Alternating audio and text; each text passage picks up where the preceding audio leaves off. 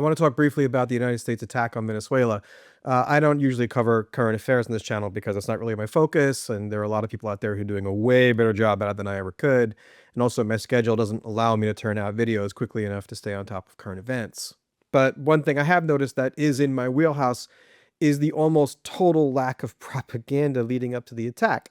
I've mentioned before on the channel that I first got interested in propaganda after watching the Bush administration's success in convincing America that we needed to attack Iraq. And that was an intense, relentless, omnipresent propaganda campaign that took over a year, and they even got Colin Powell to wave around vials of white powder at the UN.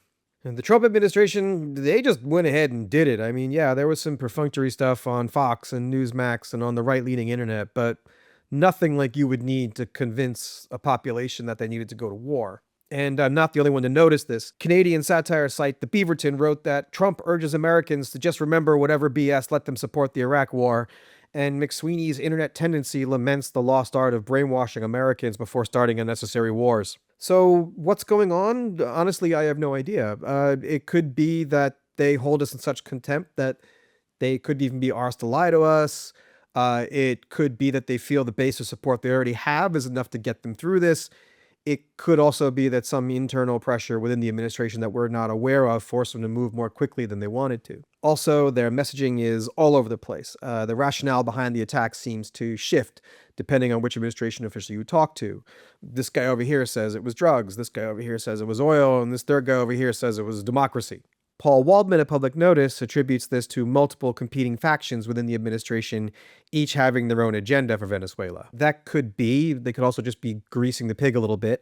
By offering conflicting explanations for the attack, they make it hard for the opposition to coalesce around any particular argument against it. And they might also just be half-assing it. One of the hallmarks of the Trump administration is the tendency to act impulsively without thinking of the long-term consequences. For example, the east wing of the White House is currently a hole in the ground, but this is all just speculation, and if you too would like to speculate, leave a comment.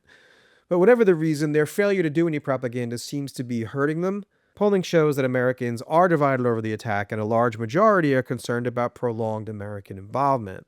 And speaking of prolonged involvement, the fallout from incidents like this tends to go on for years.